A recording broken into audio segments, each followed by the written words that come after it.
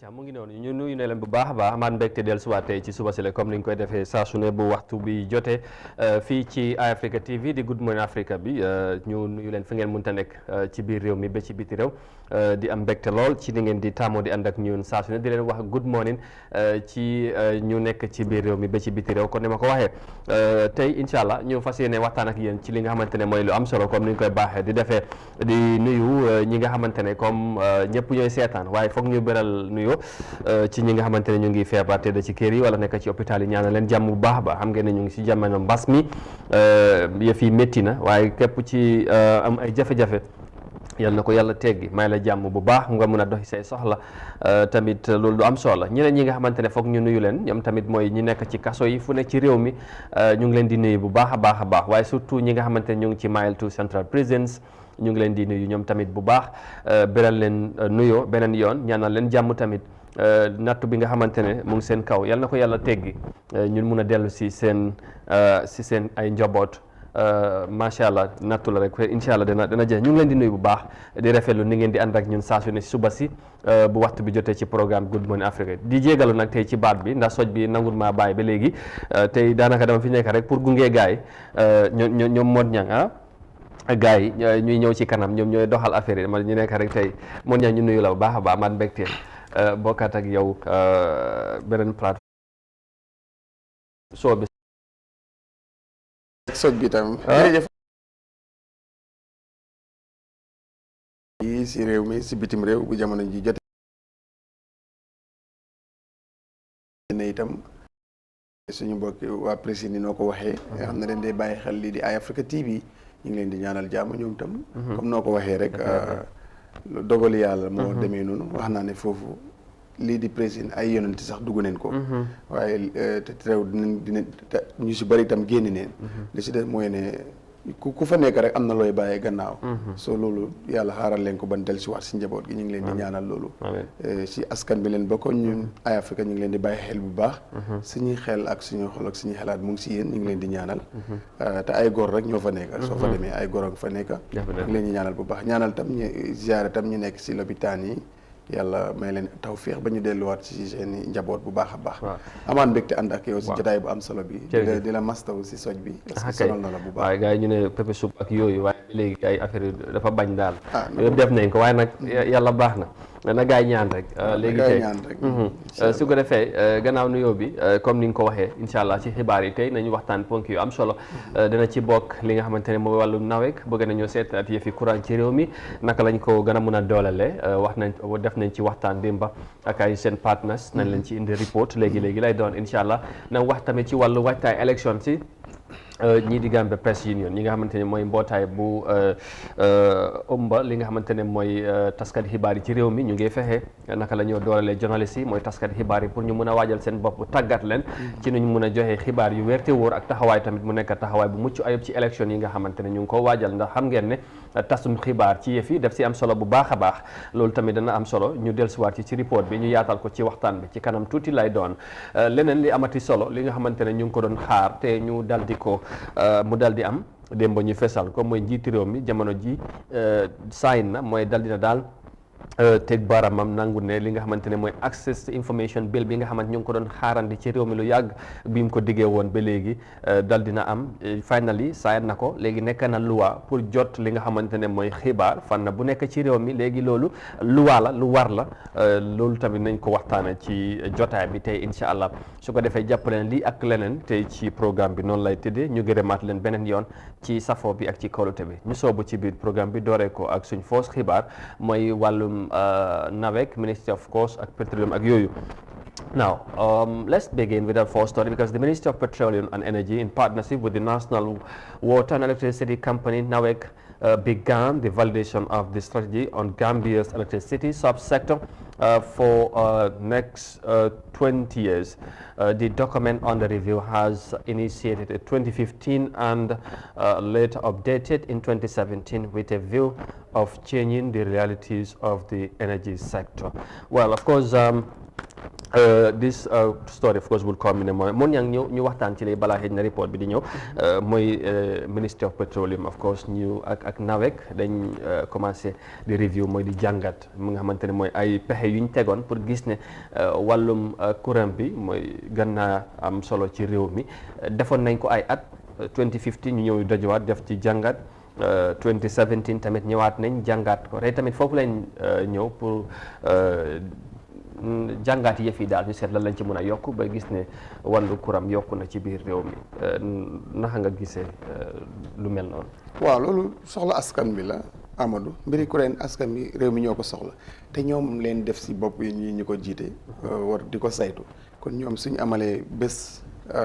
jàngat taxawaay courant ci biir réew mi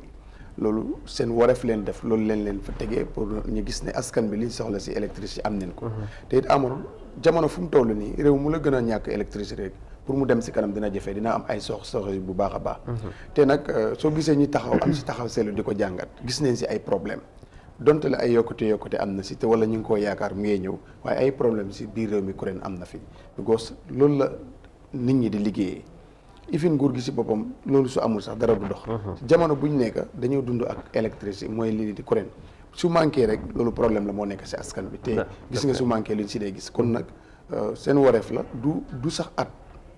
mun neen wax ne du sax ay bis du ay bis war neen di ko wax di ko waxtaanee di ko bàyyi xel bés bu ne saa yu ne bés bu ay bu ne pour gis ne li askan bi soxla si électricité gis neen ko wala dineen am neen ko wala am neen yoonu jéem a faj soxla askan boobu si loolu wala am yooni pexe yooyu noonu pour man sa at bi yàgg na parce que su amutee rek amul lu bëri dafa nekk lu problème because right now lu tax ñi ngay wax nit nekk si réew mi ak si bitim réew di seetaan électricité bi moo tax su fi ne pam suñ programme mooy ne loolu yaaxu na te loolu dafa doy waar bi yeneen buntu noonu kon nag ñoom seen wareef la parce que ñoom la yàlla dogal ñu tànn leen teg leen fa naka la ñoo gisee ne nu ñoo tegee seen pexe waxtaanee ko ba nga gis ne électricité bi ni ko askan bi soxlee am nañ ko léegi nag amul dafa am nu ko askan bi soxlee pexe mi yëpp ak waxtaan yi yëpp mooy ne ndax ni ko askan bi buggee ñoom dinañ fexe mu demee noonu ndax dinañ am pexe yi tax mu mun a demee noonu waaye tam nag buñ taataanee waxtaan ba pare war nañ xam askan bi war nañ xam yan pexe leen teg ne lii mooy tax ñi am lii fal fu mu tolloogum ak kañ la ñoo war a mun a am ne 24 hours électricité réew mi fii dina fi am waaye tam nag ñi bàyyi xel ne du si réew yi taax rek ñi bàyyi si xel tam ñi nga xam ne ñoo nekk tam si kaw gi sóoraale leen te xam ne ñoom den bokk si réew mi te fii bu fii su neexee rek fële moo ne waaye su fële neexut fii du ne kon ñoom itam ñu bàyyi leen si xel te xam ne dañ am seen àq ak seen yelleef ku si jógee si tool yi béy da nga war a ñëw ubbi sa frigo naan sa ndox mu sedd comme ku fi jógee sa office def loolu réew mi foofu la moo àgg ñëpp gis si seen bopp te loolu la ñoo xaar pour mu àgg fa te loolu moo war parce que nag ku nekk fii ba Fototo wala mu nekk ki nekk fii ba Saalum am na right si li nga xam ne ñu ñoo ko moom dafa am lu nga xam ne ni dañ ko bokk loolu ñëpp si am right bu demee nag ba si njëg dafa dépend si ku si nekk lu la yàlla war sagal waaye nag mbir la moo xam ne nii nu mu waree am Amat Fall mu nekk fii nii si kombo gi noonu la ko waree Birane Diagne mu nga xam ne moom itam mu ngi si li nga xam ne mooy upside contract bi soo ñu bàyyi xel ci plan yooyu bu baax ndax waaw loolu am na solo su ko defee suñ seetee tolluwaay bi wàllum courant ci réew mi ak fu ñu jógee réew mi fu ñu jógee ko ak fu ñu war a dem donte ne ay yokkute am na waaye mun nañoo jàpp ne tamit lu des moo gën a bari because yaa ngi wax ne dañ war a mun a gën a yaatal tey for exemple boo seetee weeri koor bu jotee boo déggee ñu nekk ci kaw gi ni ñoo sonne ci wàllum am ay glace wala lu sedd comme ñun ñëpp niñ ko soxalee buñ fi nekkee da ngay gis ne métti na lool of course gis na ne projet yaa ngi yaatu bu yàggut courant dem na fi nga xamante ne mooy jaara bu yàggut nawet dem nañ CRR ak UR def fa loñ ba projet donte ne affaire yi jeexagut xam naa ne yaakaar yu mel noonu am na waaye loolu tamit jàngat mbir mi comme noo ko waaye am na solo waaye nañ fexe tamit lépp luñ ci nangutoo pour ñu implement ko ñu baral yu mel noonu tamit dafay gën a am solo. loolu daf si am solo bu baax wax nga lu am solo even sax there are some areas Greater Banjul area sax am na fu nga xam ne électricité nekkul fa te ñoom tam dañ am aaxa si réew mi te seen wareef la pour ñu am ko comme nu ko yeneen dëkki kaw yi di amee comme noo ko waxee rek lu des moo ëppa lu des nag foog nga xalaatal ko réew foog dafa xalaat lii war a ñëw ëllëg waaye lu mu amee ngum naka la koo téyee naka la koo joxee askan bi tam waru ñoo réere mbir loolu dañ ko war a xam fu mu nekk ni right now luñ àttan réew mi war na koo xam dina wàññi coow li Amadou parce que xuy xama ci yu bëri te sa askan xamuñ lan moo waral loolu moo tax génn daf dee baax si njiit yooyu noonu ñu waral ne réew mi si lii la fii la toll si affaire électricité bañ koo politique ne rek lii leen mën a am di mën nañ ko am wala fi léegi diir dineen romb leebul bi dem si leebul bi loolu dafa askan bi dañ ko war a xam pour li ñuy jàmbat mu bañ a wàññe comme na ko waxee des na lu bari lu des moo ëpp waaw soo ñoom lan leen am si plan boobu si lu des pour wax kañ la waaw génnee ko nit ñi xam ko nit ñi xam ko problème bu bëri bu réew mi am mooy côté boobu waaw ñu bëri ci kilifa yu jiite ci béréb ci réew mi ñu bëri xamuñ leen sax parce que duñ lay génn ñu wax ak nit ñi loolu problème la waaw dañ lay jiit dénk béréb bi nga xamante ne nit ñi la soxal li nga yor li ngay doxal nit ñi la soxal waaye yow pour nit ñi xam la sax problème parce que doo génn wax buñ demee di wax ne kii mooy waxkat bi rek kooku pare na spokesperson bu ñu wax ne institution moom mooy wax ki gën a siiw naweek mooy Père Silva parce que moom mooy wax waaye managing director bi rarement mooy bëriwul nga génn nga gis muy wax ci problème naweek wala seen dox te loolu dafa war a am ñoom ñoo jiite ñoo war a dem léegi ñu wax ñi xam ne dayo bi ak loolu lañ doon wax ci wàllu time politique daf si day feeñ boo gis nga bu ñoo yóbbu kii dem nañ si plateforme si bëri waaye suñu amee jafe-jafe pour ñu dem si plateforme waxal nit ñi lan moo tax exactly dafa nekk jafe-jafe nit ñi dañ dee am information boobu nu ñu ko war a jotee ñëpp waaye bu ñoo dem naweek ñëw den fii sax anyway pour nga am leen sax problème la waaye bu gëneen rek pour askan bi yëg ne am nañ yokkute buy am fële lu ñoo defati yokkute bu am fële waaye loolu politique moo dee nekk si gannaaw ñi ñëpp xam neen waaye bu gëneen façon ngi politique boobu politique développement wax naa ne loolu benn réew bañu ko bu gëneen loolu wante tam su nekkee si jafe-jafe dañ dee génn wax askan bi xam seen feebar dina tax tam nit ki mun a muñ bot nag soo ko bàyyee si biir lëndam gi si sa biir wax bàyyiwaat ko fay sa làmpa kooku dafa ñaxtu rek absolument ñaxtu rek mooy su ko defee ñu ànd ak report bi gannaaw report bi after nag ñu continuer dem wax ci leneen waaye ñu déglu waxtaan bi ak lan lañ ci tantaane démba ci ndaje bi ñu ànd ak loolu ñëwaat. The review of the strategic roadmap is sure to harvest feedback from stakeholders to smoothen the pathway for the electricity subsector from the year 2021 to 2040. Many electricity foundation projects have been laid by the borough administration with a campaign to sterilize the country's electricity crisis with an uninterrupted power supply in years to come. The managing director of the National Water and Electricity Company, Nani Juara, noted of the progress made in the distribution of electricity to over 600 communities before 2023. The key highlights of this roadmap is the ambitious goal of the Gambia government in providing universal access to electricity by 2025. And already significant progress has been made to achieve this, as funding for the electrification of over 685 communities countrywide from 2021 to 2023 is now available through the support of our development partners. Distinguished invited guests, another important highlight of the roadmap is the least cost investment plan to ensure electricity is accessible and affordable. Minister for Petroleum and Energy Fafa Sanyang says to stabilize the flow of electricity in response to the energy needs of the population is one of the key components of the roadmap under review. Developing an electricity master plan for the country is an immense fulfillment of my ministry under the able and visionary leadership of His Excellency President Adama Barrow. Going down memory lane,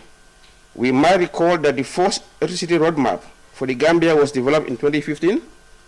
and updated in 2017 with World Bank support to guide the development of the electricity subsector in the short to medium term, with the main objectives to stabilize the electricity situation at the time and bridge the demand-supply gap by increasing generation capacity and supporting investments in the transmission and distribution infrastructure. The Gambia is still facing challenges in terms of access to electricity and water despite numerous efforts to address the situation. If the electricity roadmap turns out to be what is on paper, however, the subsector will address electricity issues for both the people and the investment institutions across the country. Reporting for iAfrica News, I am Mariama Cham. Acha Mungino, Mariama Jam, thank you very much for that report, where the minister, the Manawik director, spoke to the essence of reviewing the strategies and also, probably what we should expect. Mon ñang gis nga gaay ñu ngi nonu wax nañ te gis nga ci report bi ñu ngi wone te moo tax daf laa wone rek lu ñu dese dafa bëri comme ni nga ko waxee sànq waaye am na solo pour ñoom ñu toog ñu waxtaanaat tamit ñu indi ci ay xalaat yu bees parce que tamit yëf yi nu moo doxee noonu lay xalaat yu ñëwee ñu indi lu bees fexe tamit ànd ak jamono ñu fexe li wàllum courant ndax dafa am solo ci réew mi loolu mooy doxal jamono mu ngi ni yii yëpp ay mbir la yi nga xamante ne yu am solo la te ñu jàpp ne rek ne luñ waxtaan benn nas ko ci ndaje mel nii nañ fexe tamit mu nekk ay réalité ci ground bi nit ñi fexe nit ñi tamit dunda di ko gis ñu xam ne dem daje rek ci ay hôtel waxtaan loolu am na solo gaa waaye tamit fexe loolu ñu doxal ko jëmmal ko waaw loolu moo gën a am solo loolu am solo te loolu la ñoo aar loolu dafa yomb ay workshop ak ay woote béréb taxaw seetlu gëstuwaat lañ liggéey yooyu am na solo waaye li gën a important mooy nga joxe nga li ñu dem ba nas waaw ñu fexe loolu mu am te foog naa ne lu ñu teg ci table bi dañ war neen fexe ne nit ñi war neen gis résolve ci loolu noonu waaye nag ay wax neen rek beneen at nga ñëwaat indi beneen plan te plan yooyu dara sottiw si du loolu la ñoo xaar suñ ko fi nekkee itam li ñu nekkee nii rek la ñoo continuer te loolu nag askan bi daf si doyal bëgg comme nuñ ko fi waxee si gannaaw dañ bëgg a wax ji ñi jëmmal ko wax ji ñi def ñu jëfee ko ba askan bi teg si seen bët loolu dafa yomb te xam tamit ñu leen di xaar dañu bëri lool te dañ leen yàkkamti sax kuréel fu yëpp la war a daj réew mi yëpp Gambien si ñëpp dañu war a déjà waaw juñu nga ko fi léegi weeru koor bu dajee upside daf dee dem ba benn glace $100 waaw daf ko dee aaga benn glace daf dee dem ba $100 te ñeneen ñi boo leen ko waxee dañuy foog da ngay lépp da ngaa lépp te fi sometime fii la day jógee ñu eb ko si moto mu dem am nañu nga xam ne loolu la ñoo def liggéey te ñooñu nag wax naa la ne ak ku nekk fii ñooy am si réew mi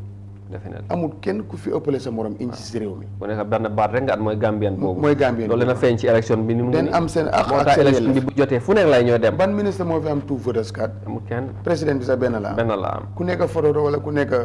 nu mu tuddee Banikora waaw fu ñu demoon noonu waaw Banikoro seen alkaali bi sax yow fàttewuloo turi dëkk boobu fàttewu ma ko naaj waa xam nga kooku sax benn la am kon nag mu ngi laa woon ne ñëpp a si yem te ñëpp dañ am seen àq ak seen yelleef pour jot seen cër si réew mi te loolu ku fi toog ku ne te ñun buñ fa demee gis nga luñ fa dundoon jamono buñ fa dem moo daf laa won ne réew mi definitely dañu war a li ñuy desal dafa bëri coolaa fi bëri rek ku ne di wax ne man na waaye nag mbiri yoon lu des bëri na donte la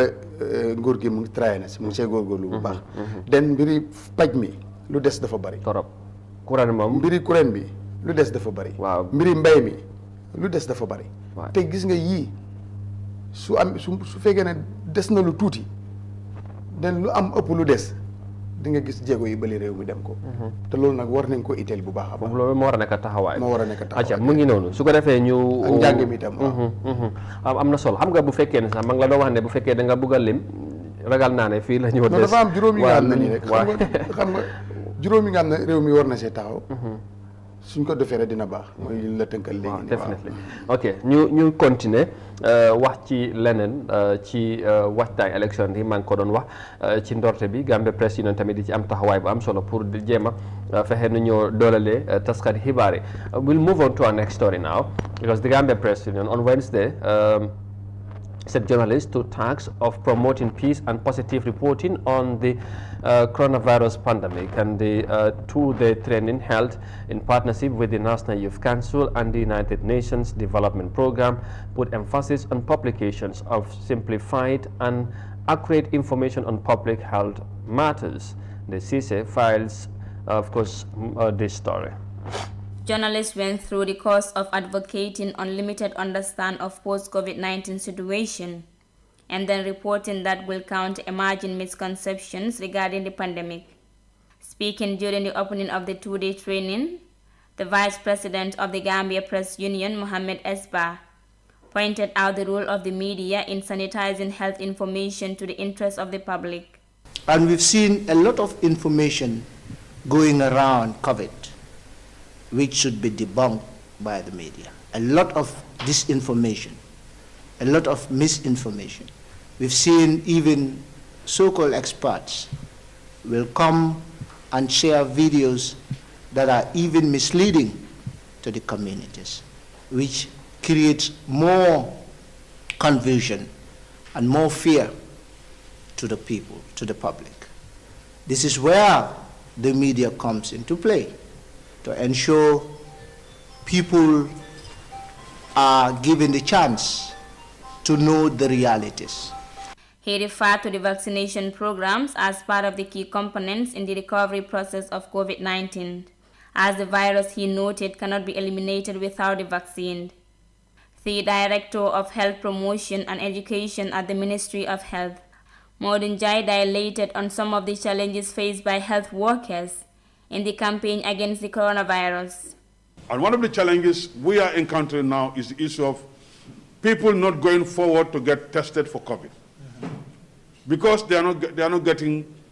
the information, or because they don't want to be associated with COVID, or they just don't want to know their status. So the media, that's an opportunity for all of us now to get to the people wherever they are, no matter the distance, to engage them, for them to come forward and get tested. The other factor is about the issue of what? I would say vaccine hesitancy. When the vaccines came, we have heard a lot of negative comments about the vaccine. The Officer for Peace, Security and Justice at the National Youth Council, Omar Ba, recognized the role of the media in convincing young people to take their vaccine shots. We all know the pandemic is scary. A lot of young people are scared even to get vaccinated. So how can we convince young people to get vaccinated so that we can all be safe? Because if you are safe and your friend is not safe, that means you are not safe. So talk to your friend, convince your friend for your friend to get vaccinated, and also let him adhere to all the guidelines that Ministry of Health and WHO put in place. So if he is safe, you will be safe. If you are safe and he is not safe, you are not safe. So it's our responsibility to ensure that we discuss with our young people, we convince them to get vaccinated. And since the outbreak of COVID-19, misinformation and misconceptions are said to have affected the works of health workers in getting the right message to the public. Stakeholders are now resorting once again to journalists as advocates for disease control and prevention in light of the third wave of the coronavirus global pandemic in most parts of the continent. Reporting for iAfrica News, I am Daisy. This is reporting there, of course, and she's always following very closely matters of COVID-19 and issues. And of course, she joins us to discuss more on the importance of this program. Of course, she was there, and where the Gambia Press Union and partners, there is, of course, the and other partners, that is the National Youth Council, and of course, the United Nations Development Program came together to support journalists to report positively and peacefully on COVID-19. Daisy says here to help us better understand the essence of this program and all that, because she has been doing an excellent job reporting on COVID-19 issues. Day, good to have you back again, and good morning. Morning, Ahmad. How are you? I'm very well. Not fine, I have to say, but struggling somehow, but it's good that, we have you on board to discuss on these matters. Now, take us through, the GPU being the umbrella body for journalists with partners, again, I have to say, brought together journalists to report positively and, of course, also promote peaceful on COVID-19. And you have been our eyes and ears on COVID-19 issues. So tell us the essence, or how important is this kind of training for journalists as far as COVID-19 reporting is concerned? Yeah, thank you so much, Amadou. As we all know, in fighting COVID-19 pandemic, media cannot be left behind. Yeah. So this is the reason the Gambia Press Union yesterday organized a 2-day training for journalists to train them on promoting peace and positive messaging on COVID-19. Sure. Yeah, the training is just a 2-day, which in partnership with the National Youth Council and the United Nations Development Program, in training 25 participants in promoting peace and positive reporting on COVID-19. Fantastic, and probably this have to be, in a way of counting the misinformations and misconception that people, spread around that COVID-19 is this, COVID-19 is that, and journalists have the role to spread out the relevant messages and out there for the masses, for the public to understand. So it is important that this kind of trainings have been organized for journalists. So you have attended others before and probably not part of this one, but then do you think such kind of training would help change the conceptions, the way Gambians think of COVID-19, especially the vaccines as well? Very well, Amadou. This training is so vital as it is going to, eradicate or erase the misconception. Because as we all know, since the start of COVID-19 pandemic, a lot of misinformation and misconceptions have been spreading surrounding the virus, especially with regards to vaccination issues. Yeah. So this is why this training came at a time when the ongoing vaccination, is taking place in the Gambia, because most of the people don't trust COVID-19, Absolutely. let alone the vaccination issue. So this is why the Gambia Press Union organized a 2-day training to train journalists, because we all know media is a key role in the development of any country. Absolutely. Because any information that people tend to hear or heard from the media, be it true or not, they're going to accept it because they will say, yeah, I heard it from this particular media or whatsoever. So this is why the GPU organized this training to, inform the public through the media about information surrounding COVID-19 to make sure that they have trust, they build trust in COVID-19 vaccine, in taking the vaccination so as to eliminate COVID-19 pandemic in the Gambia. All right, you attended trainings before, and now here other journalists also attending another training as far as COVID-19 is concerned. Do you think this is now giving journalists more responsibility to make sure that right information are shared among the Gambian people or the public? Very well. This is a very big challenge to every journalist out there, because it's our role as a journalist to spread information that are vital. Don't be in a rush to spread misinformation just because you want to get more views or whatsoever. It's always vital to spread information that are accurate, especially in this trying time. Don't try to share information that will cause public disturbance or scary. So this is why this training is so vital, and it is our responsibility, like you mentioned, as a journalist to spread information that will encourage people to take this vaccine, to make sure that they lay trust in our health system as well as our health experts. Indeed, because it's one thing to bring journalists together and then, help them know the facts, the issues, and, but it's another thing also for the journalists themselves to take the ownership and to make sure that the Gambian people, the public, know what is the accurate and the right information. Now in the Monyan at this juncture, I'm not in the like all of Monyan. ba bàyyi ko de waaye ñu ngi waxtaan lu am solo mooy journaliste yi taskati xibaar xam nga suñ taxawaay dafa am solo bu baax ci réew mi te wàllu mbas mi ndekana li nga xamante ne mooy fuñ toll coow li bari na ndorte bi ba léegi ñëpp xam nañ ne li yëf yi tëddee bu demee nag GPU ànd ak seen partners National Youth Council xam ne tamit yëfi ndaw yi la ñoom ñu bokk ci UNDP yàgg taxaw yu mel ni jàpp ci dugal ci ay alal di jàppale GPU ak ñeneen ci pour dooleel tamit taskati xibaar yi ci wàllum joxe xibaar yu wér te wóor ci wàllum li nga xamante ne mooy mbas mi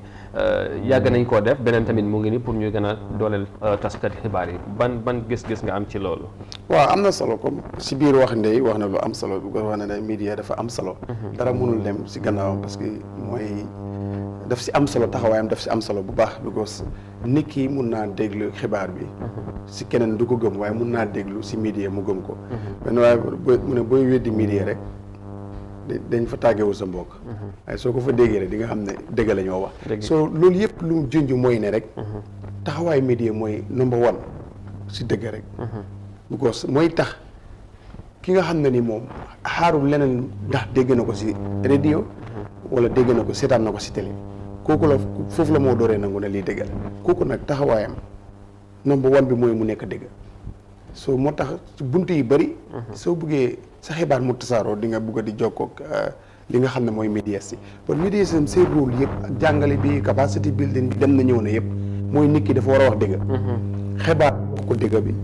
wax ko ni nga ko war a xëyee bu si wàññi waaye bu si yokk comme ni koy sunu da waxee boykat bi loolu la ko waaye dafa war a nekk lu concret boo fi defee capacity building 1 week tam fu ñëw mujjee rek mooy ne taxawal si dëgg bi journaliste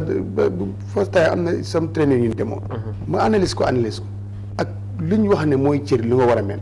dama ko xool sa manam absolument nit su mel nii kooku dafaa nekk waliyu sax jikko waliyu carrément loolu moo fa war a nekk soo ko bàyyi xel sarte yi la tënk ni nga war a men yow sa boppoon ni nga war a men warloo dugg si yeneen ok da nga war a wax dëgga nit ki su ko jëlee ok balaa maa dugal tey ma bëgg a xam yow tamit because laajte naa ko tey moom dem na ci ay yeneen programme ci ay training bii amaana bokku ci waaye am na ñeneen ñi nga xamante dem na fa te gis na lu bari nuñ koy defee man laajte naa ko tamit journaliste yi tamit pour ñu dem ñu leen di tàggat war naa am tamit jeexetal ci suñ liggéey ci suñu doxalin parce que coow li bari na ci dëkk bi Covid nii Covid na le dëgg la am dëgg because ba tey jii am na ñi nga xamante ne gëmuñ ne mbas mi Covid am na est-ce que lii war naa indi beneen doxalin ci journaliste tamit lu ñu mun a informer mooy wax nit ñi pour ñu xam lan mooy dëgg bi tamit sas la daal ci li ma mun a wax ci kaw journaliste yi pour ñu amaat beneen doxalin ci yëf yi pour mu gën a mun a tas ci réew mi nit ñi xam lan la ñoo wax. soo am nga si ñaar la jàngat ko amoon na. kon dafa mel ni boobu doyut. lu tax ñu yore ñi nekk si mbiri Covid-19 bi ñëwaat. pour gisee ak li nga xam ne mooy GPU. benn moo am liñ jàngoon dégguñ ko oo jëfewuñ ko. ñaar mooy am. loolu wala jëf bi des na ñii bëgg mu yokk moo tax ñu indee beneen capacité bi training boobu noonu pour gis ne askan bi ne xibaar bi àgg si ñoom bu baax. ba loolu itam nag du rôle journaliste bi rek moo tax mu des a àgga kilifa yi fa nekk itam seen rôle daf si des. parce que wax naa la ne information askani Gambia dañ leen ko xeeñ si ñi jiite gos duñ génn wax leen ko tey wax naa la tey soo fi defoon lifin wax sport ama nga dem si mbedd mi laajte nit ñi. waaw kan mooy ministre Fandanga. dina jafe pour ñu xam ko te amul loolu du yoon because ñooñu dañ ko fa def ni ku nekk sa ministre département ñi nga élif war nañ laa mën a xam yow dañ la war a mën a xam. waaye yow ñu fi ba département yi bëri ñi jiite leen xamu fa lack of information boobu nag ñi bëgg a ko wéer journaliste bi pour moom mu àggaleel ko askan bi. soo dafaa jafeñ tam. soo this is why ñi defaat. moo indi lii mu gën a yaatu waaye ñoom dafa des kilifa yi ñoo war di génn di wax. loolu dafa war a am. absolument war naa am ministre bi war na mën a am problème si yoon bi. dajeeg nit ñi am ak waaw non doo ko gis barki démb ministre intérieur bu Sénégal mu ngi dem si mbiri taataa dañ ko bloqué. waaw dañ ko bloqué. waaw parce que. ban ministre dañ mer. waaw léegi ban ministre ñu fii moom la fi sa département ñi nga élif amul soxla si yow.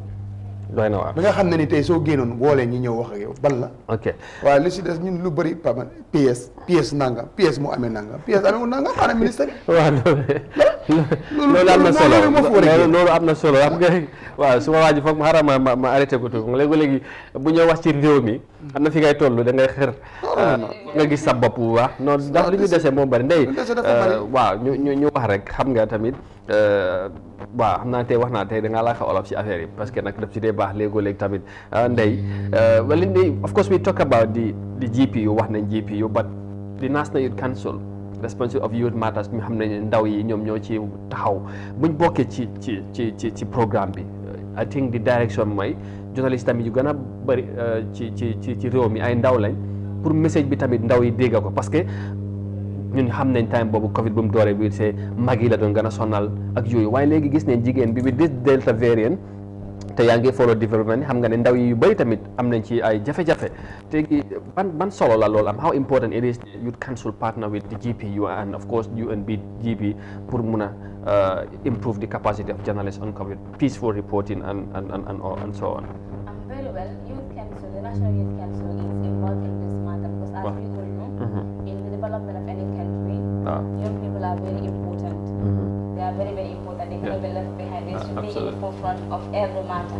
So this is why they involve National Youth Council into this matter to inform young people about this vaccination issue. Because as we all know, most of them are declining this COVID-19 vaccine. Some of them don't even believe that COVID exists in the Gambia. When you talk to them, they will say there is no coronavirus in the Gambia. This is all just politicizing the political agenda whatsoever. So this is why National Youth Council is involved in this, to call on every journalist, to call on the media fraternity to inform young people that COVID-19 is real and therefore they should take COVID-19 vaccines in order to eliminate this pandemic in the Gambia. So this is why they came into this. Absolutely, it's very important. Now, on a final note, because this is not such a game, why do you want that?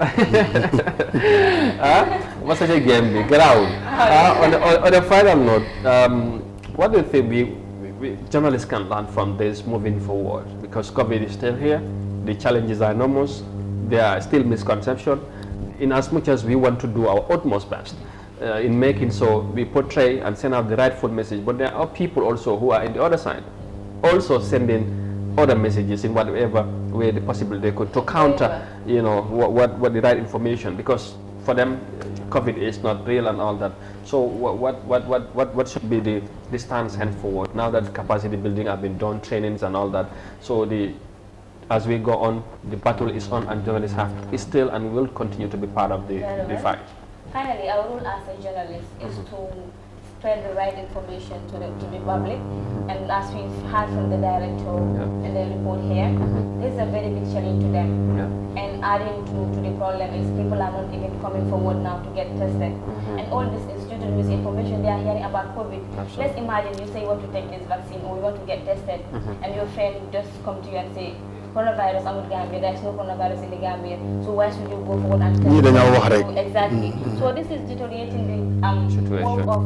our health officials. Absolutely. So our role as journalists is to spread the right information and make sure that whatever we are to publish in our website or our medium, let's make sure we verify things before we publish. Try to fact check and cross check everything before you publish it. So our role there is very important to spread the right information to make sure that people take this vaccine. Because in as much as we want to fight this pandemic, the only thing we can eliminate the coronavirus pandemic in the Gambia and other parts of the world is to get vaccinated. Absolutely. That is the only way. So without vaccine, there is no way we can eliminate this coronavirus pandemic. So the only thing we got to do as journalists,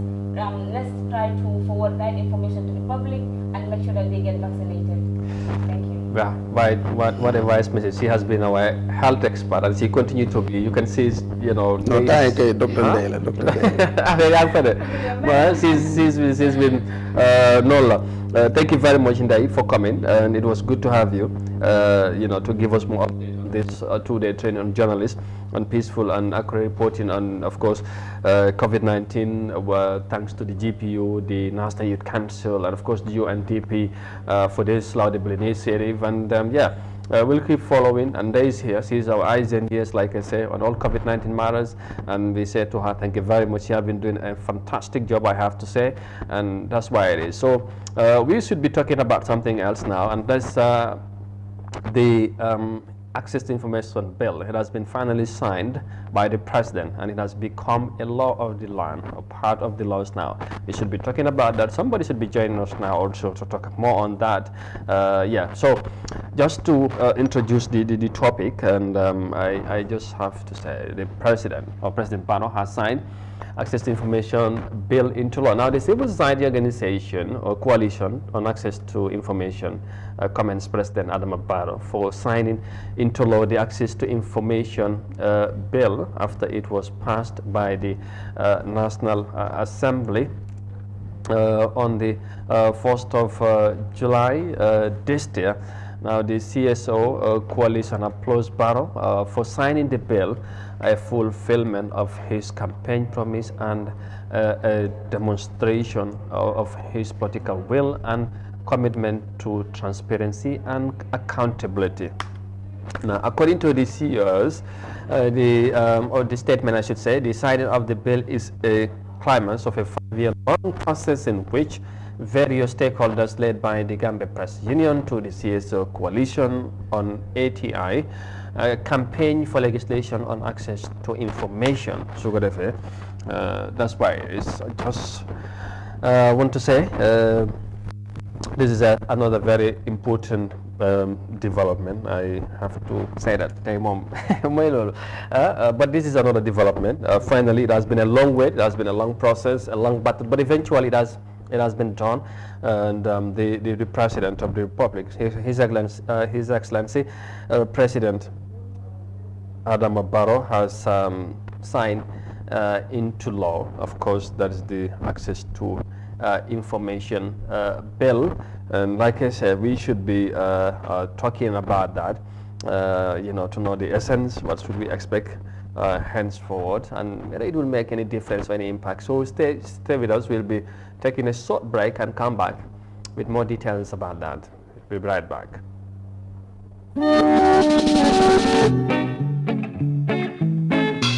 Star GSM has new arrivals of home appliances. with 2 years warranty and a promotion on 2-way gas cooker, gas or electric, at a cost of $10,000, which used to be $17,000,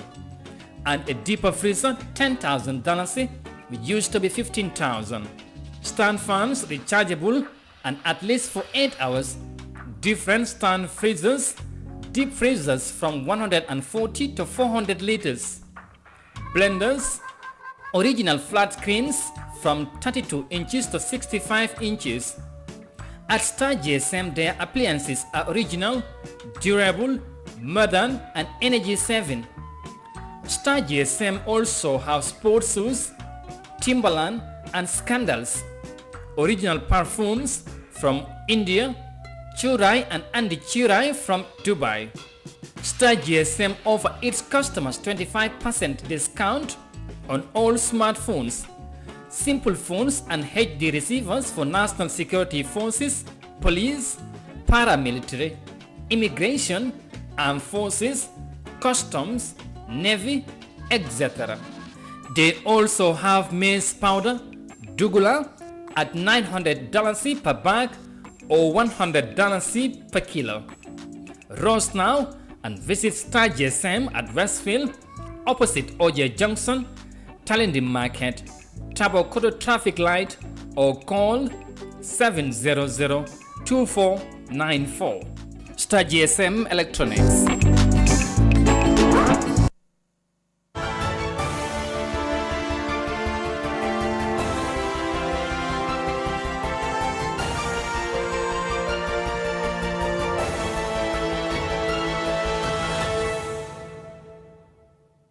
si njiitalu bunti wérgu yaram bi di Ministry of Health ak yeneen mbootaay yi leen di jàppale door nañ di joxe garabi COVID-19 di Oxford AstraZeneca vaccine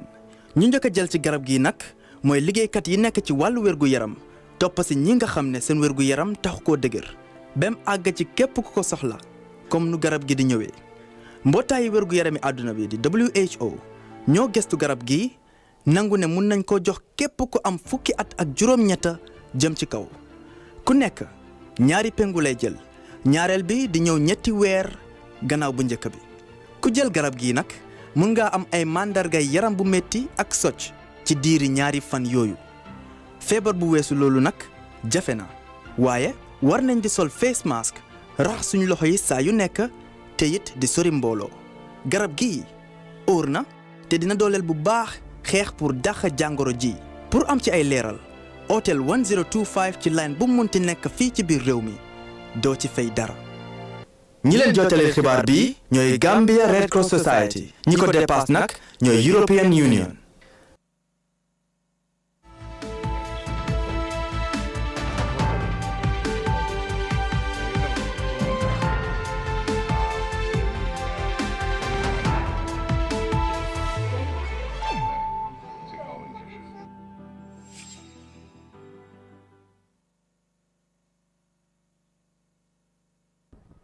All right, welcome back. Thank you very much for joining us. And like we said, we were going to come back and for the final part of this edition, talk about the Access to Information Bill. Like I said earlier, it has been a long wait, a long process, a long battle, if you like, but eventually and finally, it has been signed into law by the President after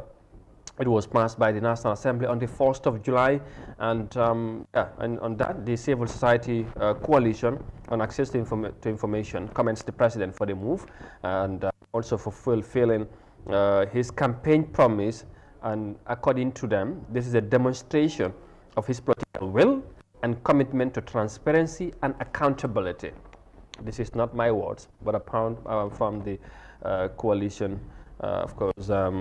civil society coalition, you know, on the Access to Information Bill. Now, also, the process was, of course, you know, led by the Gambia Press Union. We have to say they have played a very important role in the process. But joining me to discuss more on this, Binta Jallo. Binta have been closely monitoring development, and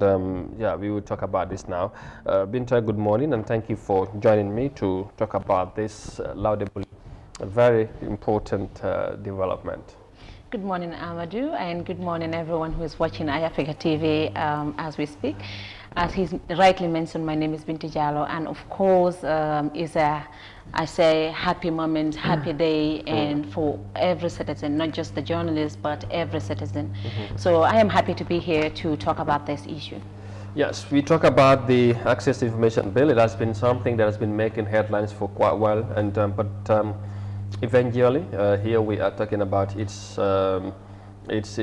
finally been signed into law by the president, and statement issued by the CSOs commending the president for the move. This is a promise he made. It was a campaign promise, and he have fulfilled the promise.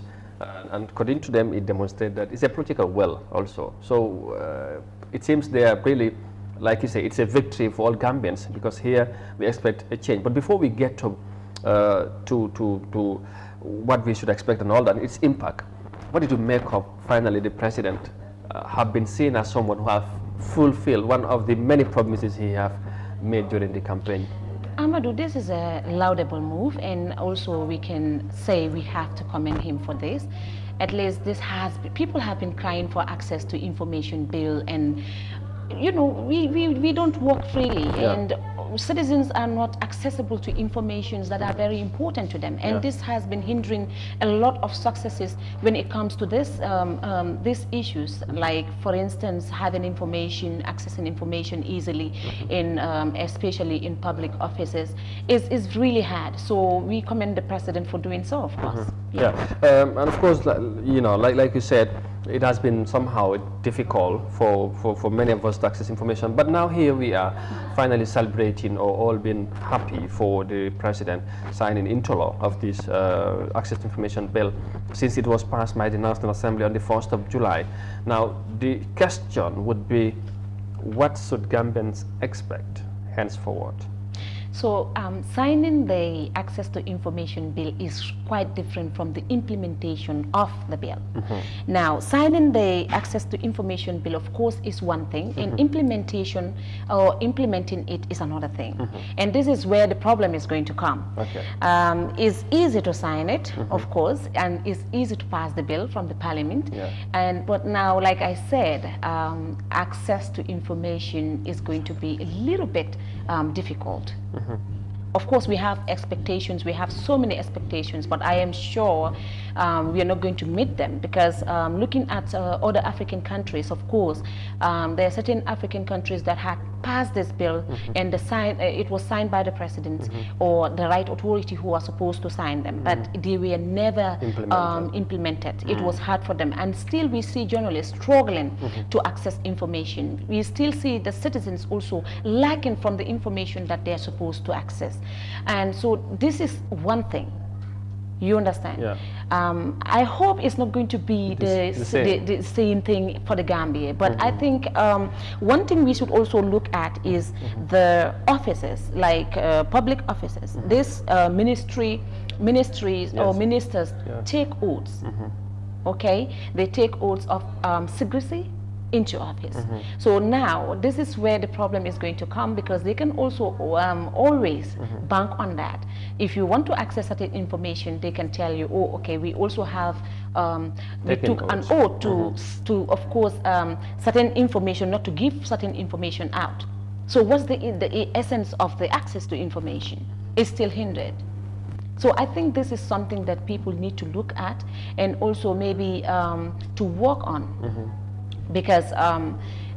of course we have so many expectations when it comes to this bill, but I am not sure it's going to be quite, you know, easy as we expect.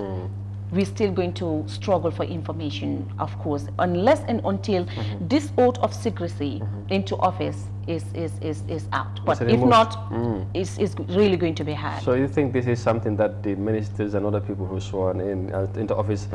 you know, or take oaths into office might rely on, as maybe as an excuse or whatever, but to say, I mean, because I have taken an oath, you know, on secrecy, I cannot come and give you certain information in terms of the government, even if it's necessary for Gambians to know. All right. So I mean, this is going to be a problem for us as journalists. It's going to be a problem for the public also. Yeah, because let's also say, because this access to information bill now is have gone beyond journalists only. Yeah. It's for every citizen. Yeah, every citizen now have a right to know what they can go out there and say we want to know this, and they should know according to what the law says. That's what we talk about. Now this is law we are talking about. Yeah. So when we talk about accountability and transparency, absolutely. So I was going to come there, because now,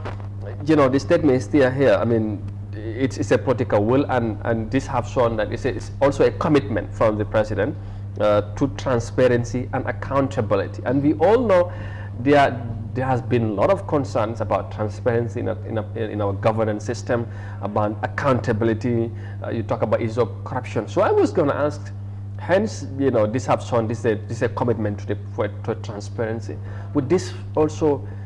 bill be now signed to law would make any difference, into our governance system, processes and all that? So the Gambians would now become more aware, more informed about issues, about things as they matters, about things also as they happen. That openness, that makes sure that everything that should be out there for Gambians now would be none. So, and apparently this is not. We all know how the situation is. It's never easy to know certain things in this country. So would this change anything, you think? I think it will have some changes to a limit.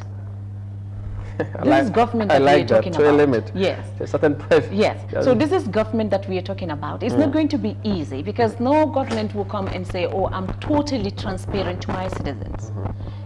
Okay? There are certain things that the government would or might not be transparent to.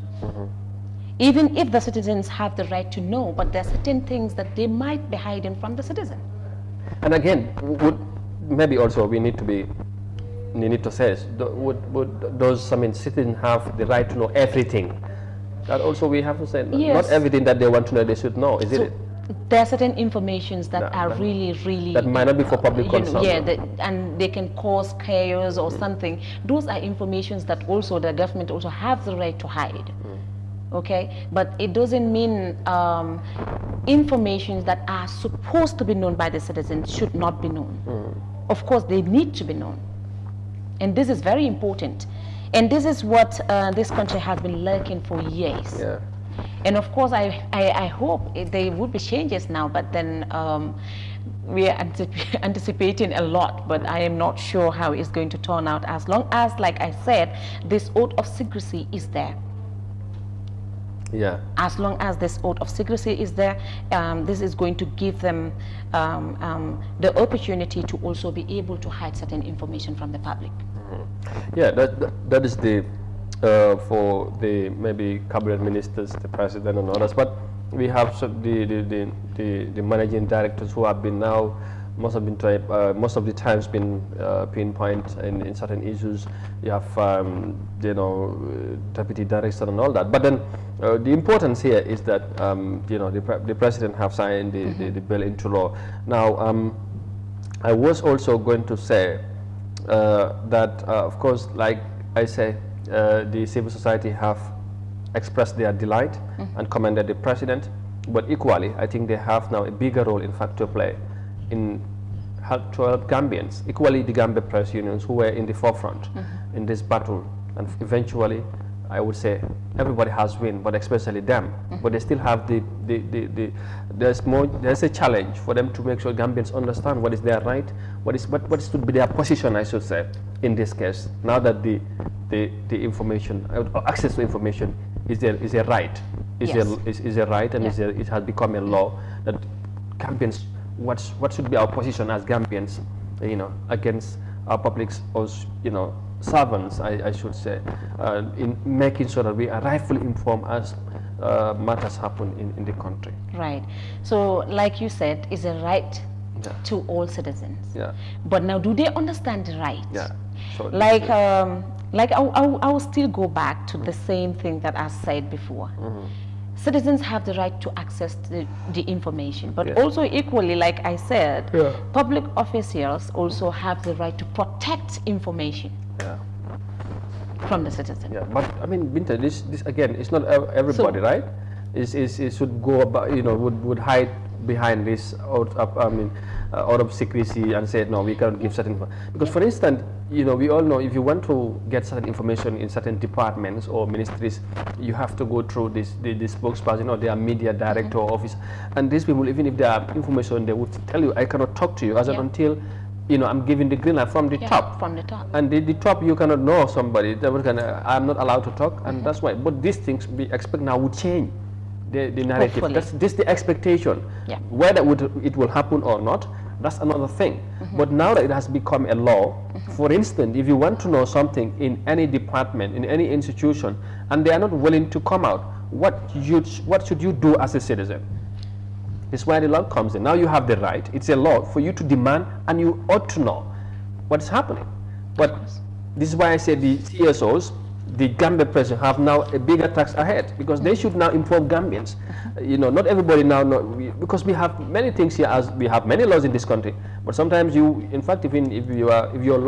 rights are violated, you wouldn't know what to do, because you don't know what the law says. Exactly. But here is now a new law, which we think is very, very fundamental as far as our democracy is concerned and as a country. But then, does everyone know what you should do? I want to assume no. So now this is where the GPU, the civil society, and other stakeholders would come on board to make sure that Gambians would know what position they should take henceforward. Now that the president have signed into law that access to information is a right, is a fundamental right for every Gambian to know what is happening, whatever you want to know. But then I am saying, if it that also that everything that we want to know as Gambians, we can know it. Yeah, that's where the problem is. It's like you cannot know it all. This is what they always say. You cannot know it all. But then it's very important also to tell people, as much as you have a lot of expectations, as much as you have a lot of hope into this bill, but into this law, should I say now is no more a bill. Yeah. You should not also you should not abuse it. Yeah. Okay, it's very important for the citizens also to know that, okay, this is a law, but the law should not be abused. Yeah. Yeah. So this is really important. Now, like you said, accessing this information that we might want to access, or the public might want to access, is going to be a little bit difficult. But and I hope, like you said, the narrative will change. Yeah, that's the expectations. We only hope, but whether that will be the case, because you gave an example in other countries where these laws also were of course, you know, signed and were approved or endorsed by the president, so whoever is responsible. But eventually, did it change anything in those countries? Gambia has become the latest country to approve or to endorse a kind of law. Other countries in the sub-region have did that years before. But of course, if you follow development in countries within Africa, within West Africa, for instance, you can see this. You wonder whether anything have changed, because people are complaining. People talk about corruption and all that, and these are some of the things that we face in this country. We have people talk about corruption is prevalent in this country. There have been concerns, there have been issues that are not clear, that Gambians should have been, you know, adequately informed, but were they rightfully informed? That's the thing. So we expect with this law now coming on board, it will change the narratives, and so that Gambians can be more informed about issues and matters as they happen in this country. So Binta, on a final note rek pour ñu tënk tamit affaire yi ci wolof, xam naa dina am solo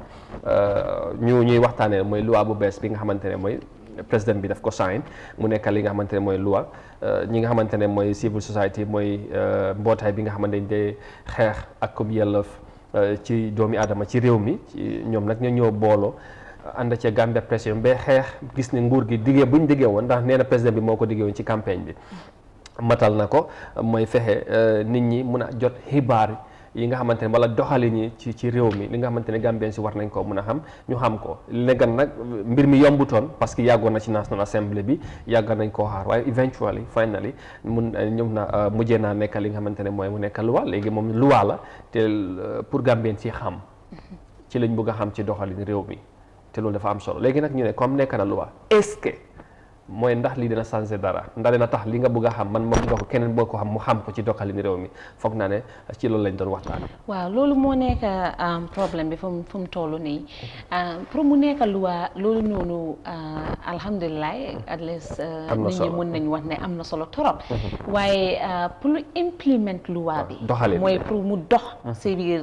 dëkk bi mbaate si biir réew mi loolu mooy nekk another problème waaye nag comme noo ko waxee ñun moom dañ toog rek di wax ne ok yàlla mu dox parce que su doxee moom mooy ñun yëpp suñ jàmm parce que government bi dañ leen war a hold to account dañu war a make sure ne not just the government even other boards that are of course operating ñoo xamante ne ñu ngi opéré si biir Gambie dañ war a gestu si li ñoo def dañu war a xam lii ak lii lañ nekk di def ñu xam ñun naka la loolu noonu nekk di wécci ñun suñ dundin you know because dafa important loo xamante ne nekkul di add value si yow daa amul benn njëriñ yeah so wallaay hope ne dina dox daal waaw yaakaar la yàlla na bu yaakaar tas te xam naa incha allah ñi nga xamante ñoom ñoo daanaka mun naa wax ne ñoom ñoo boot xeex mi mooy GPU Gambia Press Union of course civil society organisation ñooñu foog nañ leen engage ñu indi leen ñu waxtaan ak ñoom ñu gën ñoo tasal lan lañ ci war a mën a séntu parce que nee na loi bu bees te xam nga ne loi moom depuis ne Gambia bu mu dooree ba léegi ay loi bari nañ fi waaye léegi nga nekk ci sa dara wala ngay def dara wala nga nekk ci réew mi te xamuloo mun naa wax ne ñu am na loi yu bari des naa dugg ci xel nit ñi te loolu waroon nañ ci am beneen taxawaay dama ne loi bi gaa am na solo te ñun yëpp ñu ngi ko doon xaar pour mu am te am na waaye doxalin bi comme na ko waxee loolu la ñoo xaar leneen li tamit mooy Gambien si ku nekk lan moo war a nekk sa taxawaay ci mbir mi loolu ñi nga xamante ñoo xeex bi ñu ko initié ñoom ñoo ci des ñoom tamit dañ ci am responsabilité rek pour ba léegi ñëw sensitise mooy wax ak Gambien si wax leen léegi bu fekkee da nga bëgg a xam dara fan nga mun a jaar lan moo la ci war lan la ci mun a loi may tamit wax nga lu am solo sànq mooy ku nekk war ngaa tamit bañ a profito yi fii rek bu nga cee def lu ne wala am ni nga doxee inaa su ma chance ne comme ni ñu ko waxee right yow sa right fi la fu mu em right yi keneen foofu la dooree so loolu dañ foog ñu sooraale ko so is a very process bi nu mu yàggee ba balaa président bi ko sign li des nag mun ngaa wax ne ci gis-gis tam xëy na moo gën a bëri waaye lu ci mën a am luñ ci mën a jàpp ci lu ñoo mën a wax jamono ji mooy mbégte la ci nuñ ko waxee ne nekk na loi pour ñu jot yenn xibaar yi parce que tey ñu ngi njuuj njaaj yi ñu bari ñu ngi wax ne bari na ci réew mi waaye pour nga jot xibaar yooyu wala nga xam naka la ak nan la yombul parce que ñu bari buñ buggee wax sax duñ ñemee wax foog am ku leen wax loo balaa ñoo wax loolu nag lañ bugg a génnee réew mi boo demee ci département nga bugg a wax ak directeur wala nga bugg a wax ak benn ci ñu nekk ci ministre wala ci département dafa war a yomba waaye fii xam ne ne affaire yi yomba du yomba parce que fii man daj naa lu bari fii nii si office yi léegi da ngaa dem si office ñu ne la ne ok kii moo nekk the right person koo xamante ne kooku nga war a waxal nga dem foofu noonu tamit kooku tamit mu ne la ne man tamit du ma la mun a jox lii xanaa ma watta even interview soo bëggee interview gars yi sax dañ la wax ne man mënumaa conduct interview mënumaa jël interview xanaa ma wax ak ñoo xamante ne ñoo nekk si kaw so loolu noonu comme bill bi nii dem na ba xamante ne nekk na loi mun naa am loolu dina sensé loolu at least loi bi mooy boo ko defut mun naa am na luy tegu sa kaw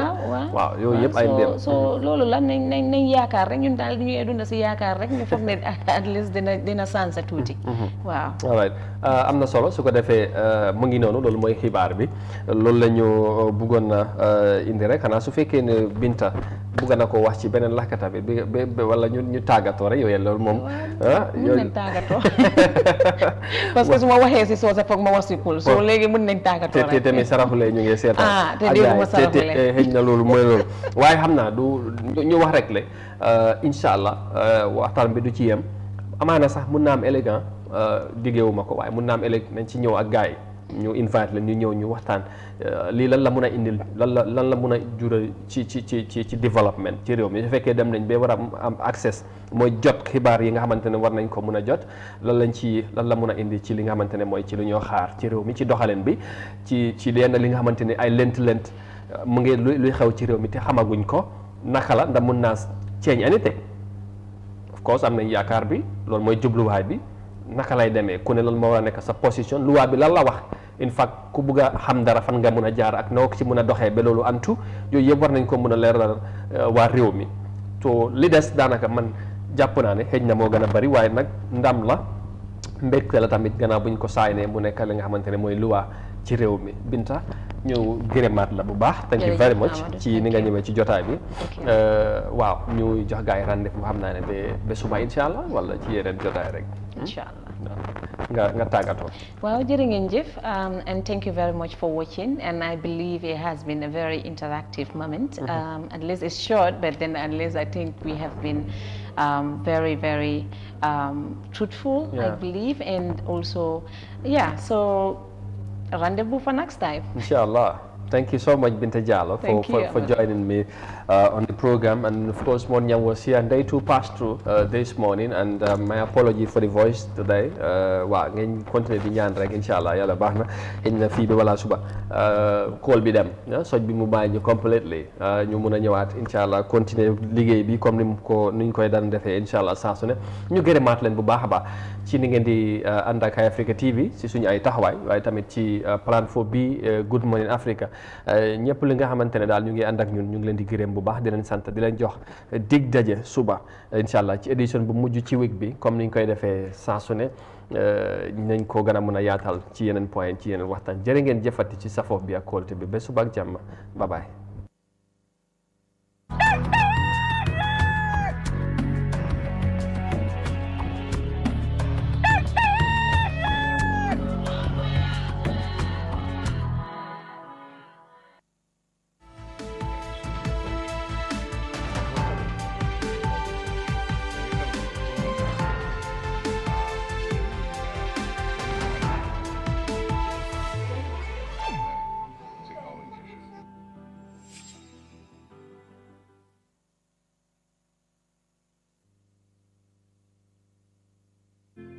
The locations